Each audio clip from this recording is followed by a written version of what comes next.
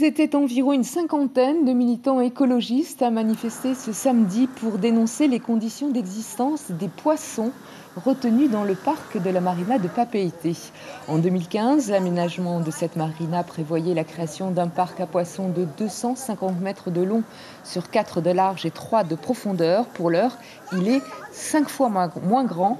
Fin octobre, une dizaine de poissons y sont morts, probablement par la pollution.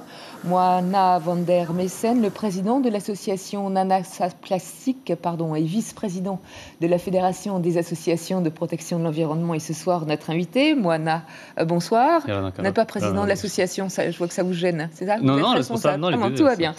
Alors, une cinquantaine de militants écologistes, c'est pas beaucoup, et pourtant ce parc à poissons, c'est votre nouveau cheval de bataille. Je pense qu'il faut relativiser les chiffres. On ne peut pas dire que ce n'est pas beaucoup. On a créé un groupe Facebook qui est certes assez important, plus de 4000 personnes. Mais ce n'est pas tant le nombre de personnes qui étaient présentes aujourd'hui, c'est la montée de l'énergie qu'il y a derrière pour faire libérer ces poissons. Donc on sait qu'on a l'avis de la population qui est très positive, qui souhaite justement faire libérer ces parcs. Et c'est ce qui nous motive aujourd'hui dans notre action.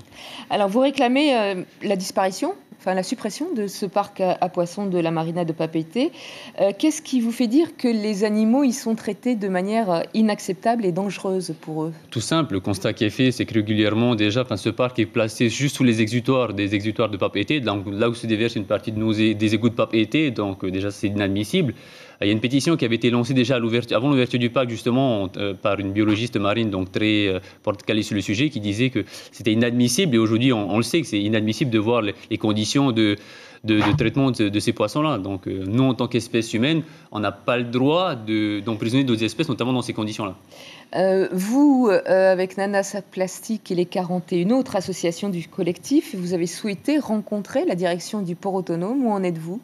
Aujourd'hui, malgré nos sollicitations, les portes sont toujours fermées, donc pas de retour officiel jusqu'à aujourd'hui, ce qui nous peine un peu parce qu'on n'est pas là pour être vindicatif, pour s'opposer. On souhaite ouvrir le dialogue avant tout, en sachant que l'objectif in fine, c'est vraiment de faire fermer ce parc et de libérer les poissons là d'où ils viennent dans la nature. Alors, il y a environ 1500 poissons, il y a 56 espèces et notamment beaucoup de carangues. Le port autonome réplique que dans la nature, seul 1% des juvéniles de ces espèces atteignent l'âge adulte, alors qu'ici, dans ce parc, on est à plus de 90%. Qu'est-ce que vous répondez? Ces chiffres sont totalement biaisés parce qu'il faut comparer ce qui est comparable. Dans la nature, ce taux de mortalité, il faut tenir compte également de la prédation, qui est quand même la source principale de mortalité des juvéniles. Or là, il n'y a que des adultes dans le parc, ça force complètement les chiffres, complètement. Donc, voilà. Alors, ce qu'il faut bien comprendre, c'est que vous n'êtes pas contre les parcs à poissons qui servent notamment dans les îles à nourrir la population. Ça, c'est un parc d'attraction en quelque sorte. Oui, c'est une attraction visuelle, donc ces poissons sont mis là pour mourir gratuitement, en plus dans des conditions qui sont inadmissibles. Encore une fois, la pollution qui est régulière, c'est des images qui sont postées régulièrement sur les réseaux sociaux. Encore la dernière fois, il y a un mois, le buzz a pris à cause de le fait d'avoir retrouvé des carangues flottantes mortes après justement le déversement de plusieurs déchets toxiques. Et encore une fois, ce matin, en y allant, j'ai vu qu'il y avait pas mal également de produits toxiques, de flaques toxiques qui étaient déversés, les cigarettes également, donc pas mal de choses qui n'ont rien à faire, déjà qui de manière générale n'ont rien à faire de l'environnement, mais en plus qui placent ces poissons dans des conditions inadmissibles. Alors à l'instar de ce qui se passe en métropole, dans les abattoirs notamment, est-ce que vous envisagez des poursuites en justice, votre collectif?